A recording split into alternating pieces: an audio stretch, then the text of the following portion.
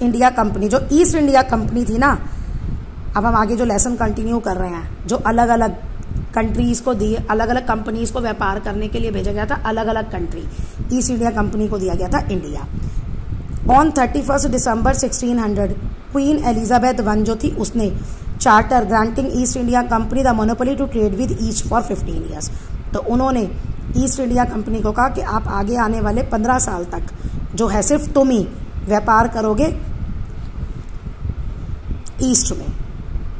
East में जितनी भी कंट्रीज हैं उनके साथ। दिस मीन्ड, इसका क्या मतलब है, कोई भी दूसरी ट्रेडिंग कंपनी इंग्लैंड में could compete with east India company, कोई भी दूसरी कंट्री जो इंग्लैंड में है वो उसके साथ ईस्ट इंडिया कंपनी के साथ कम्पीट नहीं करेगी। मीन्स उसके साथ कोई कंपटीशन नहीं होगा, सिर्फ वही ईस्ट इंडिया कंपनी ही ईस्ट की कंट्रीज के साथ व्यापार करेगी। It was a private company run by the board of director. अब ईस्ट इंडिया कंपनी जो थी वो प्राइवेट कंपनी थी जिसको एक बोर्ड ऑफ डायरेक्टर चलाते थे। कोई भी प्राइवेट कंपनी होती है ना, उनमें बोर्ड ऑफ डायरेक्टर मीन्स उसके मालिक, जिसने भी वो बनाई थी वो होते ही हैं। The first trading depot known as factory was set up in Surat. अब देखो, सबने अपने फैक्ट्री सेटअप की थी ना, अभी उसमें पढ़ाया लेसन में, तो इन्होंने अपनी पहले कहाँ सेटअप की थी, सूरत में। 17th सेंचुरी में कंपनी ने, मुगल एम्परर जहांगीर ने उन्हें परमिशन दी थी ये फैक्ट्री बनाने की अपनी टेरिटरी में। ईस्ट इंडिया कंपनी जो है एस्टैब्लिश की फैक्ट्री 2 जगह लगाई, सूरत गुजरात में वेस्ट कोट में और हुगली वेस्ट बंगाल ईस्ट में। इन ड्यू कोर्स, जैसे जैसे टाइम बीतता गया, बहुत सारी लोकेशंस, इंडियन पेनिनसुला, इंडिया को पेनिनसुला कहा जाता है क्यों, क्योंकि इंडिया 3 तरफ से पानी से घिरा है। Became the centre of international trade in commodities. अब इंडिया जो था वो इंटरनेशनल ट्रेड सेंटर बन गया था। यहाँ पे कौन कौन से सामान लेते, किस किस की वजह से, स्पाइसेस, मसाले, कॉटन, रॉ सिल्क, इनकी वजह से, इंडिगो, यहाँ से ये इंडिया से बहुत ज़्यादा ले जाते थे।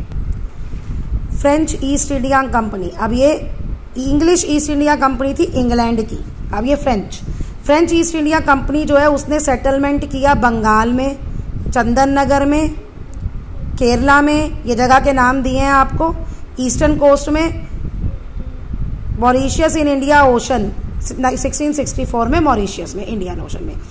जो फ्रेंच ईस्ट इंडिया कंपनी थी was largely a government controlled business venture and depend on the French government for its funding.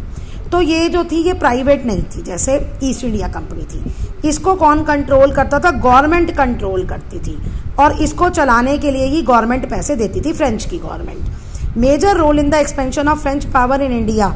अब फ्रेंच की जो पावर बनी, यानी फ्रेंच ने जो अपना व्यापार यहाँ बढ़ाया इंडिया में, वो ड्यूप्लिक्स फ्रेंच गवर्नर जो था पौंडीचेरी का, वहाँ पे था। इंडिया का जो गोवा है ना, उस पर पहले फ्रेंच का अधिकार था, फ्रांस से आज़ाद कराया था। अब देखिए राइवली इन ट्रेड, यानी कि कंपटीशन, दुश्मनी, जो एक दूसरे के वो राइवल्स होते हैं ना, सेम में अगर आप जाओगे 17th और 18th सेंचुरी में rulers of many European countries pursued the policy of mercantilism. अब मर्केंट ये क्या है, 17 और 18 सेंचुरी में बहुत सारे यूरोपियन कंट्रीज ने ये पॉलिसी फॉलो की। Mercantilism is also known as commercialism, यानी कि हर एक चीज़ का कमर्शियलाइजेशन कर देना। कमर्शियलाइजेशन होता है पैसा कमाना। आपने सुना होगा ना कि कमर्शियल ऐड है, जितनी भी आप टीवी में देखते हैं, एक होती है जो गवर्नमेंट इशू करती है, वो सोशल एड्स होती है, और जो पैसा प्रोडक्ट अपनी ऐड करते हैं तो वो पैसा कमाने के लिए जो भी होता है उसको कमर्शियलिज्म कहते हैं। Therefore European company supported by the respective government came into existence. इसी वजह से यूरोपियन कंपनीज जिनको गवर्नमेंट सपोर्ट कर रही थी वो एग्जिस्टेंस में आई, मीन्स वो बनी।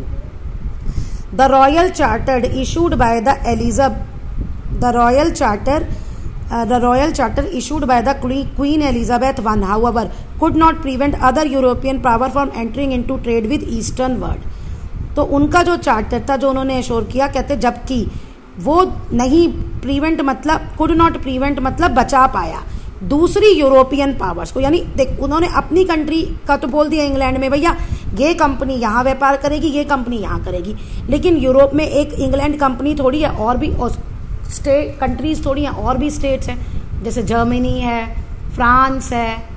तो अब कह रहे कि वो उनको नहीं बचा पाया, दूसरी कंट्रीज पे कोई बैरियर नहीं लगा पाया कि वो ईस्टर्न वर्ल्ड से व्यापार ना करें।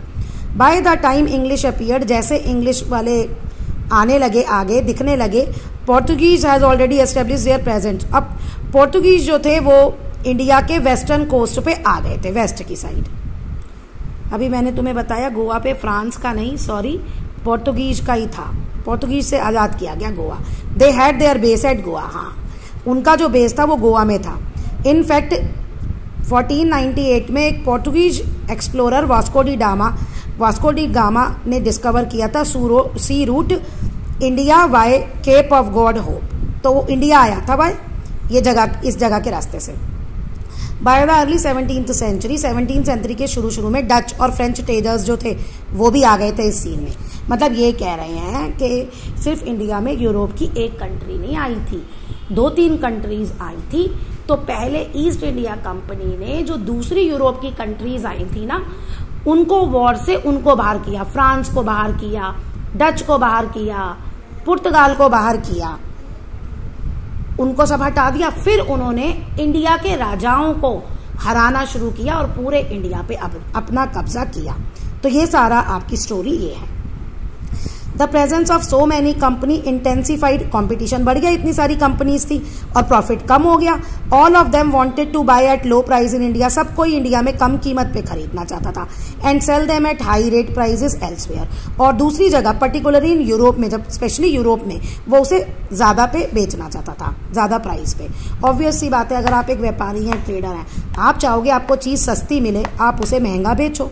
सेम केस यहाँ है। They need to secure market resulted in aggressive war between the trading companies. अब उन्होंने अपनी सिक्योर मार्केट, मतलब जो इंडिया की मार्केट थी जहाँ से वो सामान खरीदते थे, तो उन्होंने वो अपने आप को सुरक्षित करना शुरू कर लिया। कैसे? वॉर होती थी, ट्रेडिंग कंपनीज के बीच में लड़ाई होती थी। During this period the trade was carried on with arms and rival countries regularly सेंक ईच अदर शिप्स। अब क्या करते थे इस पीरियड में?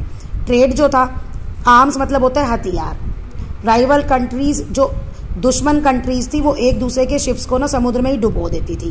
ब्लॉक्ड रूट, जिस रास्ते का था उस रास्ते को ब्लॉक कर देती थी। Prevent rival ships from moving with supplies of good, यानी कि रास्ते को ब्लॉक कर लो, जिस रास्ते से आते हैं उससे जो राइवल शिप्स है वो अपना सामान नहीं ले जा पाएंगे।